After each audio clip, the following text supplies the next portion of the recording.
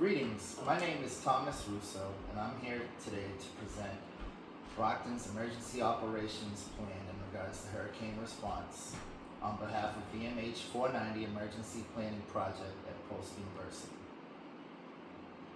My outline for this presentation would be an introduction, needs of the community, incorporating whole community in the planning process, risk assessment process, sample of hazards and threats with risks, key resources and capabilities, budgetary concerns, HC principles, methods of communicating the plan to the community, plan maintenance, and a conclusion with references. My introduction: this plan provides a base for the City of Brockton to be able to follow the National Preparedness Goal and its 5 mission areas in the event of a major hurricane and provide emergency response to the whole community. The National Preparedness Goal 5 mission areas include prevention, prevent, avoid, or stop an imminent, threatened, or actual act of terrorism, or in this case, prevention would include evacuating before the hurricane or protecting property. Second is protection, protect our citizens, residents, visitors, and assets against the greatest threats and hazards in a manner that allows our interests, aspirations, and way of life to thrive, such as protecting private property and infrastructure. Mitigation, reduce the loss of life and property by lessening the impact of future disasters through training and experience and updating our operation plans. Response, respond quickly to save lives, protect property and the environment, and meet basic human needs in the aftermath of an incident. Our response will increase and become more efficient as we train and plan. Recovery, recover through a focus on the timely restoration, strengthening and revitalization of infrastructure, housing, and a sustainable economy, as well as the health, social, cultural, historic, and environmental fabric of communities affected by an incident. Our needs of the community. Brockton, known as the City of Champions, is the 6th largest city in Massachusetts. The 2020 U.S. Census gave a population of approximately 105,643,000 residents. It takes up approximately 22 square miles and is located 25 miles south of Boston. Our immediate needs for the community in the event of a hurricane include evacuation, shelter, food, medical, clearing of roads, protection of property, restoration of services, especially electrical power, and recovery. The whole community, as defined by FEMA, is a concept, a means by which residents, emergency management practitioners, organizational and community leaders, and government officials can collectively understand and assess the needs of their respective communities and determine the best ways to organize and strengthen their assets, capacities, and interests. By doing so, a more effective path to societal security and resilience is built.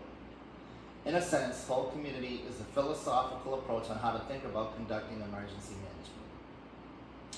Whole community continued, as described, a philosophical approach to think about conducting emergency management to practice a practical path to societal security and resilience for the whole community, and involves the identification and prioritization of the needs and risks of the community and the optimization of corresponding response capabilities.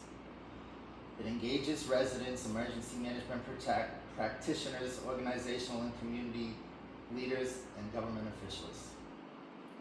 Incorporating the whole community.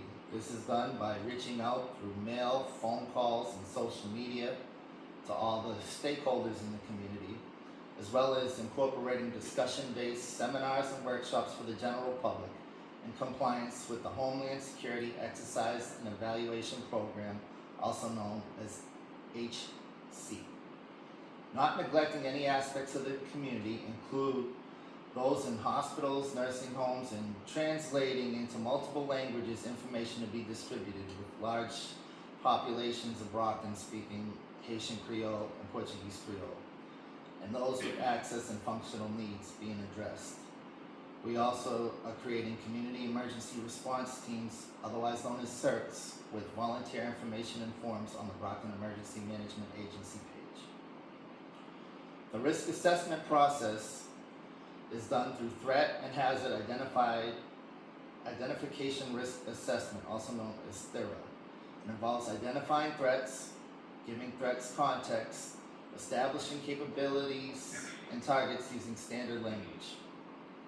Hurricanes and tropical storms represent a medium frequency, serious severity hazard for Brockton. Brockton is most vulnerable to hurricanes and tropical storms during the summer and autumn months. Impacts from hurricanes include high winds and heavy rain, which can impact public safety, as well as the local economy by disrupting transportation and commercial activities. Downed trees are the most common problem associated with the hurricanes and tropical storms that occur in Brockton. They can block roadways as well as down power lines, cutting off electricity to homeowners and businesses for up to multiple days. The heavy rain associated with hurricanes and tropical storms can also produce flooding, which affects homeowners and businesses located in floodplains. Here you have the Saffir-Simpson hurricane scale as established by the United States Hurricane Weather Center. It ranges in severity from 1 being the least, going up to 5. Anything 3 and above is considered a major hurricane. And here you have the breakdown of the winds making it in terms of severity. 74 through 95, category 1, 96 through 110 mile an hour winds, category 2, 111 through 130, category 3. Category 4 includes 131 to 155, and category 5, the most severe, anything with winds more than 155 miles an hour. Here you have a list of all the hurricanes and tropical storms that have affected the Brockton and southern New England greater area. Because of the amount of storms experienced in the past, it is listed that there's a 23% chance of a hurricane or tropical storm in any given year affecting southern New England and the Brockton area. Sample hazards and threats with risks include the high winds causing potential structural collapse and down power lines, resulting in loss of electricity, and flooding, which can damage infrastructure and property. The key resources and capabilities that Brockton has is a police department made up of 181 sworn officers. The Brockton Fire Department includes 174 personnel. Brockton is also supported by Massachusetts State Police Barracks and Troop D, located in Middleborough. The Brockton Department of Public Works does routine maintenance on highways such as Route 24, which runs through the heart of Brockton, as well as street sweeping, cleaning stormwater systems, and removing of damaged tree limbs to eliminate hazards and ensure that systems are working to their full capacity. Local, state, and federal emergency management agencies include the Brockton Emergency Management Agency with 40 personnel on staff, the Massachusetts Emergency Management Agency, and the Federal Emergency Management Agency. You also have a Massachusetts National Guard Armory located in Brockton, consisting of members of the 101st Field Artillery Regiment. Brockton is also supported by 3 hospitals, including Brockton Hospital, Good Samaritan, and the Veterans Administration Hospital, as well as Brockton Neighborhood Health Clinic. There are 4 middle schools located on each side of the city, north, west, east, and south, each being designated as a mass care shelter that can be used for sheltering the general public, as well as 2 homeless shelters, including Father Bill's and Mainspring House. Here you have a map of the 4 regions that make up the Massachusetts Emergency Management Agency regions. The city of Brockton is located right in the heart of Region 2. Budgetary concerns in regards to this plan include city finances and ways that funding can be found are through capital improvement funding, setting tax rates, collecting fees for city services, sale of bonds. Budgetary concerns also include under budgeting or over budgeting, but grants can be applied for, as well as local, state, federal, and disaster relief funds. HC principles are based off progressive exercises, beginning with discussion-based exercises, seminars, workshops, tabletop exercises, operations-based exercises. Begin after that with drills, which will be conducted quarterly, functional exercises conducted annually, and full-scale exercises conducted every 3 years. Seminars are an informal discussion-based exercise led by a facilitator to teach or orient participants. The goals of seminars are to orientate participants to plans, policies, and procedures, assess interagency or interjurisdictional operations, construct a common framework of understanding. This is the first stage at HC, open to the general public, just to get folks in the door and begin on the same page and give them a general idea of what the plan is and how it's going to operate. Workshops are an informal discussion-based exercise led by a facilitator to build a product. It's the next step on to the foundation created by the seminars. The goals of workshops are to develop new ideas, policies, and procedures, develop a written product as a group in coordinated activities, obtain consensus, and collect and share information. Generally in workshops, it'll be a little more in-depth than the seminars, and you'll have people in breakout groups to help formulate products. Next, you have tabletop exercises, or TTX. The tabletop exercise involves senior staff, elected and appointed officials, or other key personnel in an informal group discussion centered on a hypothetical scenario. The goals of the tabletop exercise are to identify strengths and shortfalls, enhance understanding of new concepts, focus on validation of current plans and procedures. So the tabletop exercise is where discussion-based HC exercises end as you build upon your seminars and workshops. Bring all the key leaders into what's been built from those, and you conclude it with a tabletop exercise. Next, you go into the operational exercises, which actually use some of your resources. They begin with drills, which, as I mentioned before, would be conducted quarterly. Drills is a supervised activity that texts a specific corporation or function of a single agency, such as the fire department conducting search and rescue operations, doing drills for that.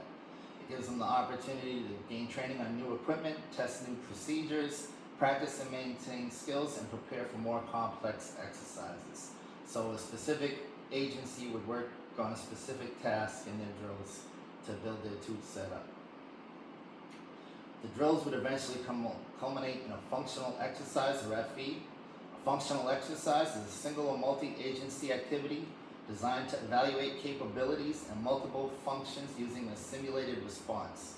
The goals of the functional exercise are to evaluate management of emergency operations centers, command posts, and headquarters, and assess the adequacy of response plans and resources.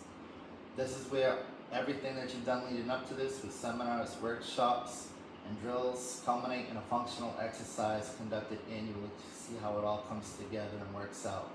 On each step of the way, AARs will be conducted after action reviews to address any short gaps, as well as strengths, and mitigate any weaknesses. The final exercise in the HC program is the full-scale exercise, which is a high-stress, multi-agency, multi-jurisdictional activity involving actual deployment of resources in a coordinated response, as if the real incident had occurred. This will be conducted once every 3 years, and the goal is to assess plans and procedures under crisis conditions, evaluate coordinated responses under crisis conditions. So everybody will be partaking in this exercise as if it is real world, with role players, external evaluators, and the whole nine, to make sure that our plan is as good as possible. Communicating the plan to the community involves town halls open to the public, emergency broadcast systems, and local media, including television and radio, social media, mail, and phone calls. Brockton utilizes the Code Red system, which is an emergency response system that more information can be found about on the City of Brockton website. Plan maintenance through HC principles and continuous after-action reviews at each step of the way will identify gaps and shortfalls and address and improve with plan updates as we go along. In conclusion, we've identified the emergency operations plan, and in particular in the event of a hurricane, in compliance with HC principles and the National Preparedness Goal and its 5 mission areas of prevention, protection, mitigation, response, and recovery. Incorporated in this conclusion, we've covered our introduction, our needs of the community.